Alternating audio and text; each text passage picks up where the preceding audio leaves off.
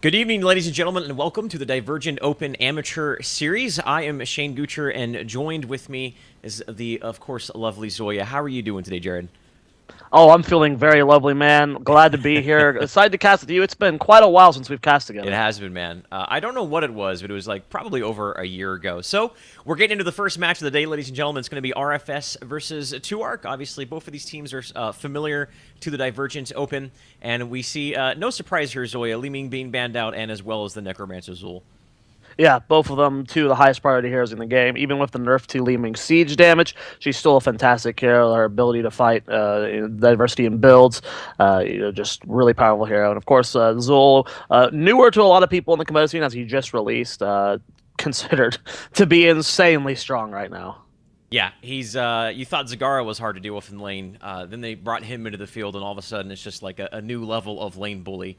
And as well as just his team fighting presence and everything else he brings to the table. Falstad being picked up here first by RFS. Of course, he received some changes, but you think we're just going to see the same old playstyle of him with Mighty Gus and whatnot? Mighty Gus for sure, yes. Yeah, But definitely. with the introduction to, or the change to his Q talents, where you can now go more of a spell power focused build as opposed to the auto attack build. We're starting to see that pop up today. I believe K1 Pro ran it earlier today versus Cognitive Gaming Yeah. and ETS. So auto attack build's still very good. Well, it would just be stylistically, which one do you prefer? So the SM Orc brothers coming up here, Rhaegar and Thrall, man. They're the Orc brothers are here, and Orc obviously they Bros. they complement each other a lot. Thrall has that initiation, lightning. He's a good lightning shield target. He's going to be in the fray, getting all that damage down. And of course, Rhaegar, despite the fact that he was nerfed a couple of weeks ago, he's still a top support healer for a lot of these teams. Actually, putting more priority on him over the Kharazim here. Yeah, and it's Dragonshire as well, where that top lane is very important. Thrall, one of the best laners in the game, so no surprise to see him picked up this early. Uther going to be the first pickup here, or the support pickup here for RFS, as well as Sonya. So really looking at what Naventic's been running, what Korea's been running, where you're really prioritizing that Uther Sonya. Yeah. And that's something that we didn't really much see up in Europe, but obviously, as you just mentioned, it's much more of a bigger priority here. The synergy there between Divine Shield, Spin to Win, Whirlwind around gives Sony that speed boost as well, just to do all the things she does. Despite the fact that her Wrath of Berserker got nerfed, she still has a lot of priority from these teams. The next phase of bans here, the Rock God ETC taken out by 2ARC and RFS. What do they have here to ban out? They could maybe prioritize another warrior if they so desire, because 2ARC is lacking that, or maybe a ranged assassin. I'm actually really surprised that 2ARC banned out the ETC over the Tassadar. If the ETC mix the Tassadar with the Sonya and the Uther, it's one of the strongest combos Yeah. in the game when you get that trio. So if 2ARC's not planning on picking Tassadar here, definitely would have liked to see a Tassadar ban over an ETC. But if they pick the Tassadar here, I think that's just fine. I don't know how well. I don't know if I like too much how well Tassadar synergizes with Rhaegar and Thrall, Yeah. but they definitely need to deny it from RFS very badly. Yeah, that will just be. It's such a strong combination, as you mentioned there. As far as what they can pick up here, yeah, the Denial Tassadar, don't know if that really will mesh well into what they have thus far. Maybe not as strong as it would have been with RFS draft, or if they're going to just want to take away the Tassadar. What are they going to put more priority into here? Or if they're just going to say screw it and give it away. Actually, eyeing the Jaina, they haven't locked it in yet. Jaina's a hero who really has fallen off quite a bit. Haven't seen much of her, obviously, a much different meta. But yeah, that's the Jaina being coming in there, and as well as eyeing that Greymane pick as well. Well, it's going to be Jaina Greymane. Yep, Jaina falling out of the meta just because there's so many good damages in the game. But Yeah. no surprise to see her on a map like this, or like Tomb of the Spider Queen, for instance, where those early game rotations are very important. Yeah. And Jaina having one of the best wave clears in the game makes a lot of sense. RFS with their next two picks, they still need that warrior. You have Murden open. Would be a nice deny from 2ARC, Murden Jaina. Very powerful combo, Murden Thrall Oh as yeah. well. As Yeah. well as picking up that Tassadar. Getting the Tassadar mixed in with this is just, you have plenty of damage, you have plenty of sustain for the Sonya. I mean, it will literally be the best composition for them. But they're going to go ahead and go with the Joanna. Okay, Johanna over Murden here. I wonder if that's maybe. I'm not sure what why they would pick a Johanna over a Murden here. What does Johanna bring to the table that maybe has a little bit more priority or is a little bit more impactful here than a Murden? I'm definitely raising my eyebrow right now. They are eyeing that Tassadar, as you mentioned, though. So looks like they're going to be locking that in here, and I agree with that. I think RFS has an extraordinarily strong draft right there. Johanna, despite she's maybe not as seen as strong as Murden, but she's still a good frontliner and can be disruptive in these team fights. Yeah, it's not necessarily a bad pickup. You know, like Joanna is always a very solid warrior. Yeah. Good with the rotations as well. And that So wave she clear you were can. talking about as well. Yeah, so very, very powerful in that sense. I agree with you, Murden. Probably the better option there. But Joanna's not necessarily bad. They're really thinking hard if they do want to lock in this Tassadar. A lot of teams always it's very hard to pick Tassadar at times. You have to just be mindful. Do you have enough damage with Tassadar? Tassadar, he's very much in the middle of becoming a damage and a support. Yeah. He has, so you always have to look at your damage and be, do we have enough damage with Tassadar? They're stopped hovering it. Looks like they might be picking up Vala here. And obviously, Vala, the last week received some buffs. Well, some changes, rather, I guess we could say. The build that we've always known her for, the multi-shot build, got kind of stowed away and put into the ground. But nope, it is going to be that Tassadar after a while. I was going to say Vala got her auto-attack build buffed, but they were eyeing it. Not going to pick that up here. 2-Arc, they still need a frontline warrior. I mean, obviously, Murden's on the table. I think Murden would be the go-to one here, Zoya. Yeah, Murden's good. Not too big of a fan of like Stitches here. It's really not very many good hook targets. Yeah. Uther, Sonya, Joanna, Tassadar are all pretty good at surviving hooks, and then Falstad, very mobile, has the barrel roll. So it will be the Murden. So, yeah, I really like 2-Arc's composition quite a bit here. Obviously, the Murd and Jaina composition, there's so much synergy going on. From the moment the gates drop all the way to the end of the game, they have good roaming potential. Their team fighting capabilities are very strong as well. Thrall with that initiation with Sundering, as well as his lane presence. I just think 2-Arc, and obviously Greymane with his ability to poke, and then go in with go for the throat and finish off any lingerers in the background, especially that Falstad. Falstad's going to have to be real cognizant of Greymane, make sure he doesn't get too low, or he's going to find himself getting blown up pretty quick here in these team fights.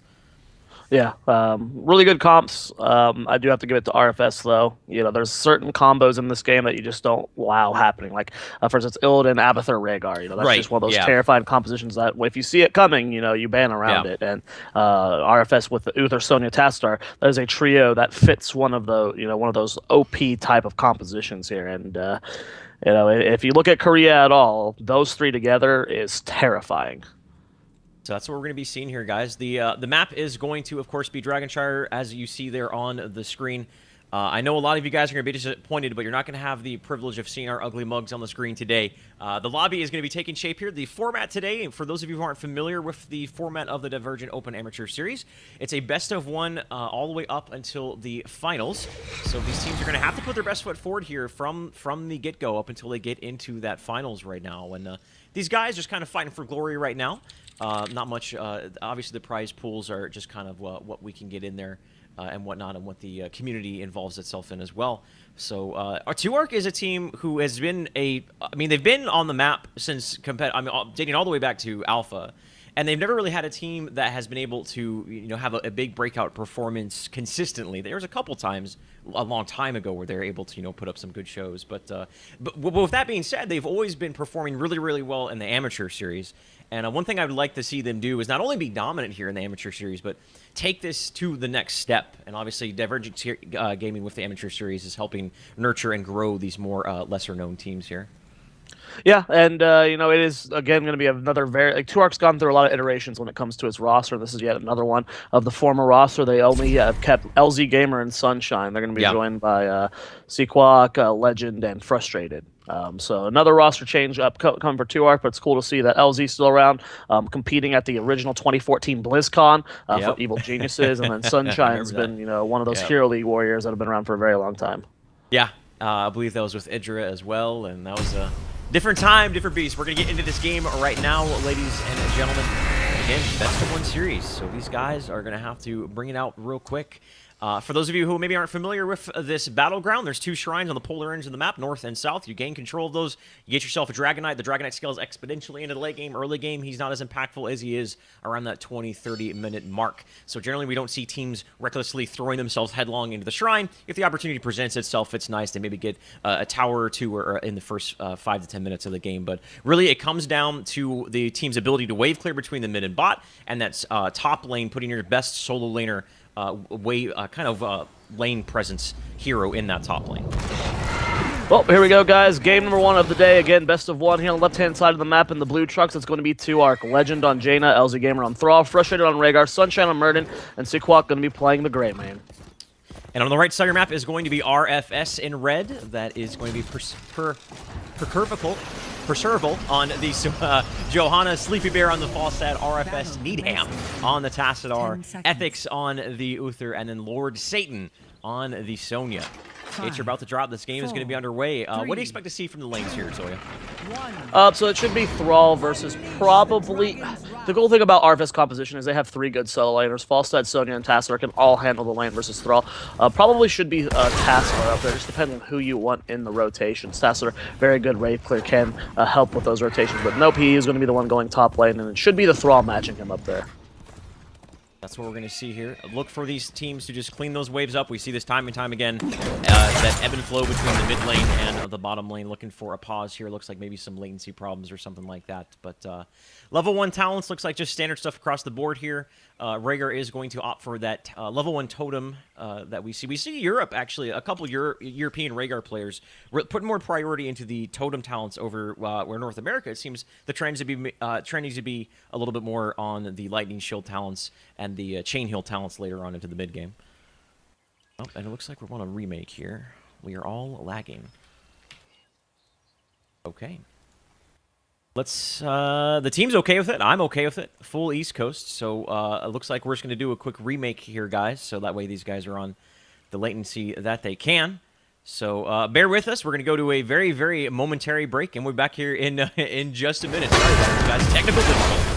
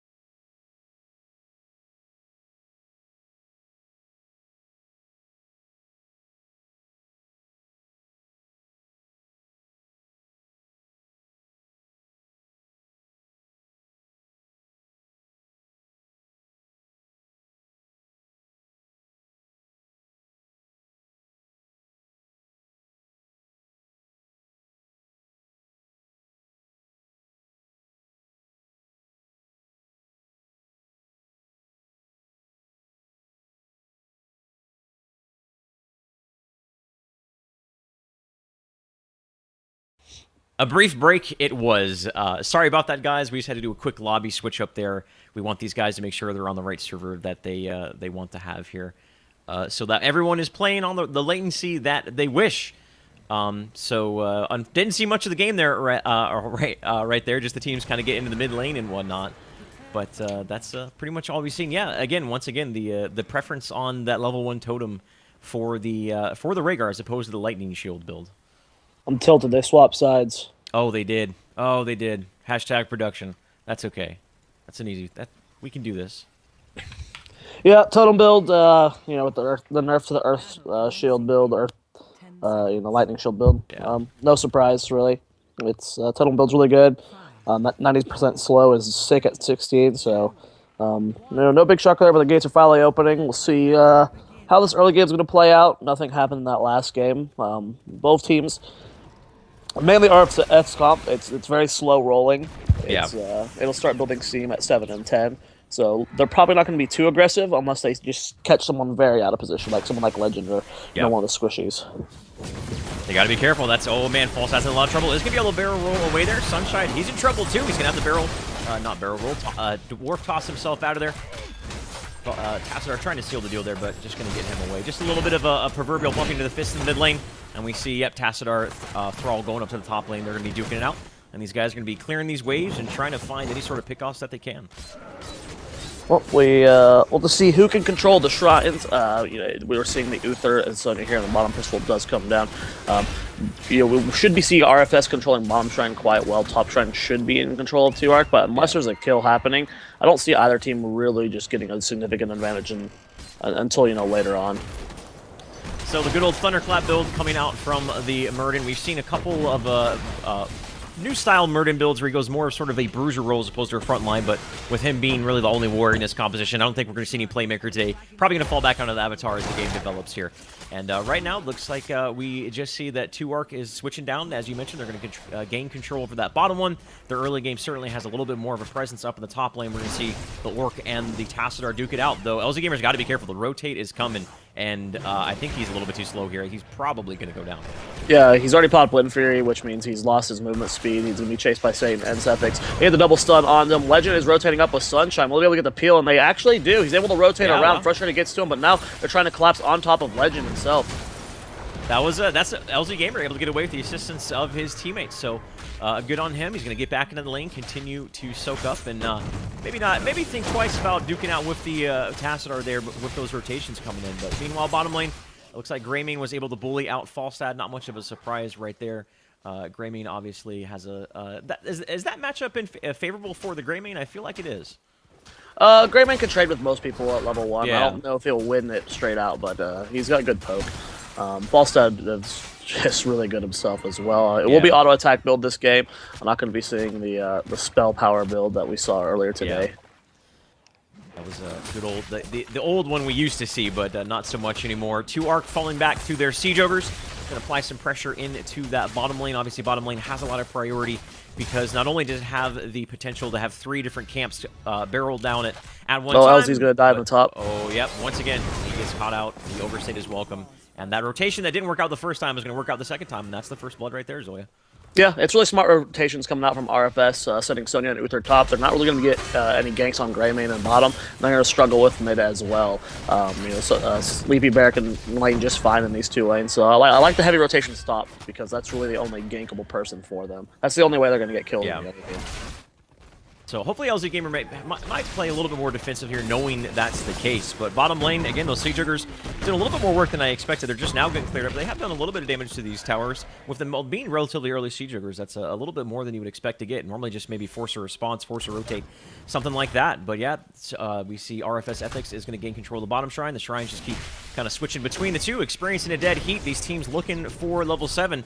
And as you mentioned, come level 7, come level 10, we're going to see that kind of a slow build-up coming here from RFF, or coming out of them, and see if they can transition this sort of later momentum into a mid-game advantage. Yeah, then at level 10 and 13, Sonya starts building more steam, and then when she becomes 16, she's one of the best heroes in the game. And that's one of the problems with Sonya right now is she's very late game oriented. Yeah, teams struggle to play late game compositions right now in this current meta. You see that top shrine was ended up being capped by 2-Arc here. Level 7 has been picked up by both teams. Oh man, Legend taking a little bit of damage from that Lord Satan is going to be able to get himself away, forced out the protective shield actually from the Uther, so that's going to be on cooldown for the next minute. No protective shield, Sunshine's in the front line looking to gain control of this shrine, and 2-Arc momentarily will have control of both shrines, but no one in the mid lane. They got to be careful not to overstay their welcome, but Uther's in a lot of trouble. He should be going down here. Gets both of the waves of the Blizzard taken down. The follow-up from the Greymane, and that is going to be the first takedown right here for 2ARK. Yeah, and that with controlling both shrines, they might be able to make something happen with this. There's a 5 versus 4 for the next 10 seconds. We're going to try and rotate mid. They do have to keep some people bottom, and I like the fake rotate up from Sunshine. Maybe Lord Satan gets on the point, and they go for a kill here. They are trying to rotate down. Lord Satan does get stunned. He should be just fine, though. If Frustrated was there, it might have had enough damage to kill him, but he's going to be able to spin on out of here. Jaina's going for the cap still in the mid, but Percival not going to let it happen. Taking a lot of damage, though, in the process, and if Jaina can keep stalling this out, this could be really good for 2ARK. Is going to force the Uther to be in the mid lane here, but obviously that gives 2ARK control, even more control than they already had in the bottom lane. So right now, RFS are trying to find their place right now. They're really just kind of delaying as they are really not really trying to find an advantage or anything. And oh man, not only are they going to be able to... Oh no, the Dragon Knight actually prevented here. I was about to say they were about to pick up that Dragon Knight, but we see that in the bottom lane that Lord Satan was able to pick it up just in the nick of time right there. Well, no Dragon Knight just yet. Both being controlled by RFS right now. Percival getting very, very low. One more auto, not enough to secure that kill. He's just barely going to end up healing up there. Both teams getting closer to those level 10 heroics. Lord Satan still soaking in the bottom. Not going to be doing any aggressive rotations just yet. And this is, you know, with these two drafts, not exactly what I expected on this map. You know, 2ARK's finding trouble being aggressive against such a defensive composition. Yeah. They're not able to get the picks that they want. And then, of course, with the slow start here from RFS, you know, they're not going to be going for those early kills. And that just kind of stalls up the Dragon Knight. I mean, we're 6 minutes in and still no Dragon Knight. And that's, with these comps, not really a surpriser. Greymane going with the Elixir Cocktail build as we normally see him, despite the fact that it had a little bit of a damage reduction. It's still pretty much the main go-to one we've seen thus far, and that just gives him it gives him wave clear, it gives him great poking, it gives him good harassment, which obviously synergizes well with his ultimate. He can harass people down. Over here in the middle of the Bermuda Triangle, force out an ancestral healing. Yeah, that was the very first heroic using this fight. Sunshine getting very low. They have the heroics of their own. But also taking a lot of damage, and there is that Divine Shield. Lord Satan getting a nice gust to try and disengage for the Sonya, but Sleepy Bear moving very far forward. Seedham tries to rotate in to get the save as well, but both shrines being controlled here by 2ARK. I don't think Tassadar can stall this out, and yep, that's going to be the first Dragon Knight going over to Sunshine. It's about around the 7-minute mark, so that is going to be 2ARK putting a lot of pressure into these mid lanes. Probably just get some towers sweep between them. Maybe try to push down a fort here if they find themselves a pick-off or a big advantage with it. But mostly try to get those precious experience off of those towers, build that experience advantage, open up the map a little bit. And again, the bottom lane has a little bit more priority because that's the easiest keep to siege. It has all the mercenary camps. And actually, Sonya got pushed down there. Frustrated and Legend chased him down and were able to dive really hard underneath the fort and ended up getting the Sonya right there. Yeah, really good hard dive there coming up from Frustrated and Legend. Oh. He wanted to type in alt chat, you know, the cooldown on his Divine Shield. Okay, you might as well let the other team know as well that you know what's coming up. But, yeah, we'll see here that the Dragon Knight got some pretty sick value this game. You know, we have the front wall down in all 3 lanes. You know, if for a first Dragon Knight, this is insane value on the end of 2ARK. They have themselves a full level advantage going into the next talent tier. That's going to be 13. They find themselves well in the lead. Right there, come level 13, a lot of powerful talents are going to come here. Obviously, Murden has some choices. Either the single target Thunderclap, Spell Shield, Burning Wave, or the Burning, rather, the AoE ability there. Has a lot of options for here. We've seen aggressive rotations from 2ARK. They go in there, force out the Mighty Gust. They are going to be able to pick up the Siege Camp here. Mighty Gust on cooldown, only a 40-second cooldown, so that's still going to be able to at least put a little bit of pressure into the lane here for RFS. Yep, you're just doing whatever they can to just get these lights pushed out. That's exactly what they need right now. Just keep the pressure off of their forces, all 3 of them are exposed. We're going to be taking the Bruisers here in the top left as well. First Bruiser camp of the game taken so far. And level 13 almost here for 2ARK. We'll see if they can do anything with this small time period where they're going to have an advantage. And there it is, level 13 online, clearing up this camp right now. The Bruiser camp is available if they so desire to go down there. That can be a little risky sometimes just because it's such narrow corridors and teams can get caught out right there. They are going to elect to do it, just committing 2 people down there. And I think, yeah, RFS is completely aware of this. Lord Satan spots it out. They could go for a little 2v2 right here. Obviously, Ancestral Healing is online. Divine Shield's online. They are going to go in here, frustrated, taking a lot of bit of damage. There's a Hammer Just follow-up. He forces out the Ancestral Healing. That's a 100-second cooldown now. Falstad flying in, falling into an awkward position. He's got to have to barrel roll out of there. And an awkward fight right there from both of these teams. Yeah, I really didn't like the decision from 2Arc to sit on that point. There was no way that Rhaegar and Jaina were going to out-sustain that. That was just... Yeah. You can't sit on top of a Sonya like that. That was really, really greedy, and that put Ancestral on a long cooldown, you know, with the back-to-back nerfs to it. Yeah. You know, before it really didn't matter if you know, had to pop Ancestral because it'd be up very quickly, but that's not the case here, and especially with a Dragon Knight being up, you're not going to have Ancestral for 70 seconds while, you know, the shrines are being contested. That's pretty big for RFS. Yeah, that gives them the just the area and the room to just pretty much control the map. We see that's exactly what they're doing. They make an aggressive move forward here, knowing Ancestral Healing is down, and they pick themselves up an aggressive Siege Ogres. They get cleaned up relatively quickly, but it forces the hand to 2Arc, and that gives them the room to pick up the Shrine. We already see Falstad and Tassadar have picked up the north one, and they're trying to pick up the south one. They got to be careful here. They're actually getting collapsed on. Ethic's in a little bit of trouble here. Yep, he's trying to cut it back. Nice stun over the wall from Sunshine, and Percival threw out the Bless Shield as well.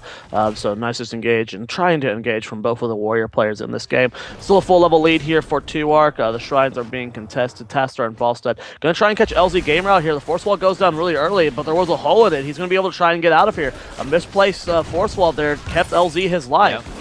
Frustrated he didn't have Ancestral up. It's still 13 seconds on that cooldown. So if that was placed just a little bit better and the rest of RFS were to get there, that would have been a dead LZ Gamer, and that would have guaranteed them a Dragon Knight, basically. Yeah, that would have been huge for him, but those little misplays are one of the characteristics of Heroes of the Storm. You can either make you or break you. We see a big rotation down here to the south. Sunshine, and he's probably just going to Dwarf Toss himself out of there. Exactly what's going to happen. The follow-ups there. Force Wall is on point this time. He's going to at least force Sunshine to walk around it. Obviously, no choke points or anything like that to keep him in place.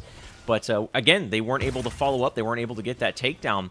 And they continue to find themselves at a level deficit and soon to find themselves at a level 16 talent deficit. With level 16 coming here on the horizon, that's a lot of strong abilities coming here from, I mean, the Greymane, the Jaina, all people involved.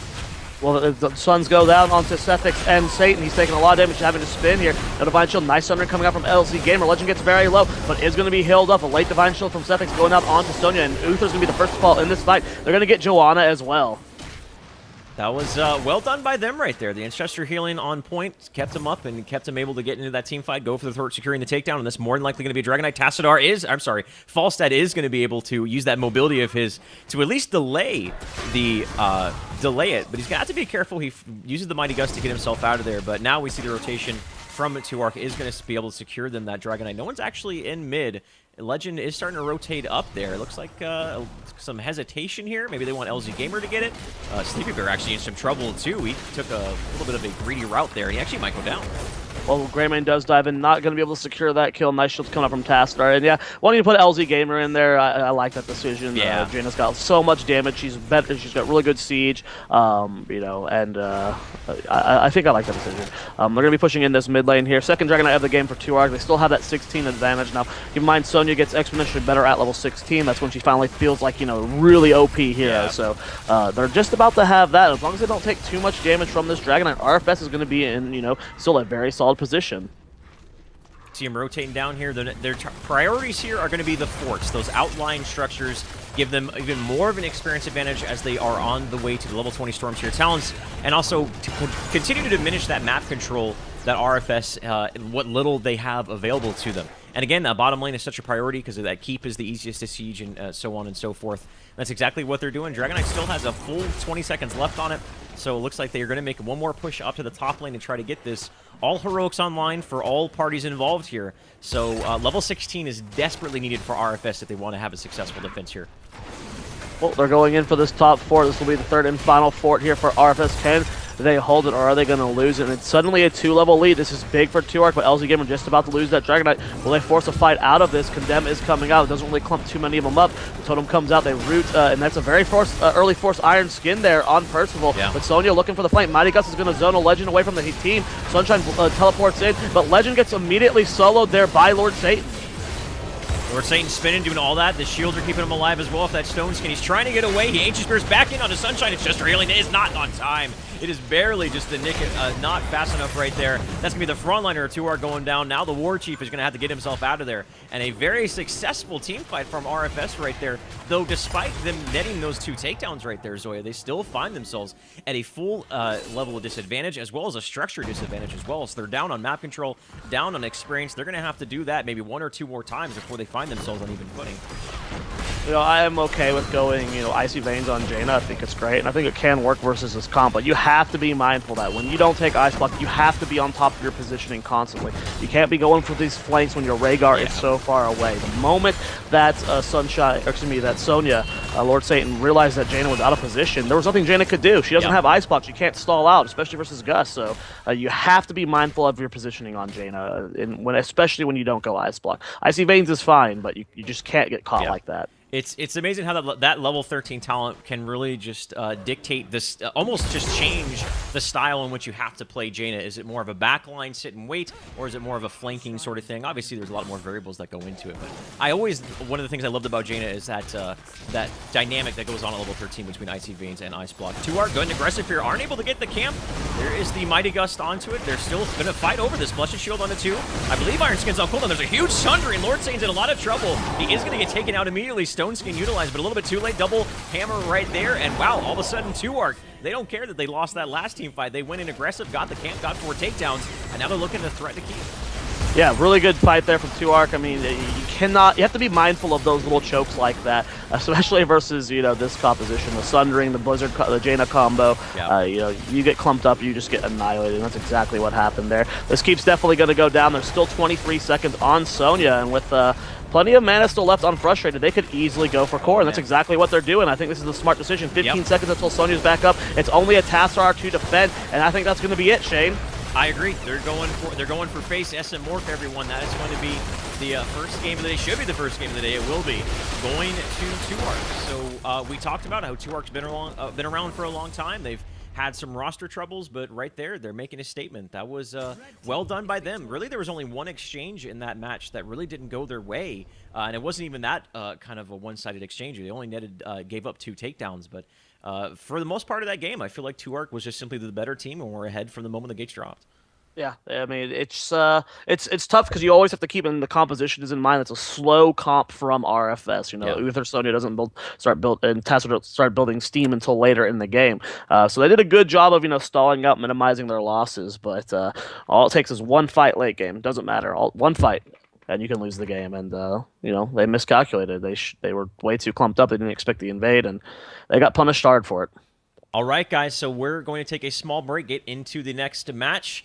And I believe we're going to be following 2Ark right here as the night goes on. And don't forget, these are best of 1, so RFS, they're going to have to come back next week and contend there and put their best foot forward from here on out. All right, guys, small break. Make sure you hit that follow button if you haven't done so already. And if you have, thank you. We'll be back here in just a moment.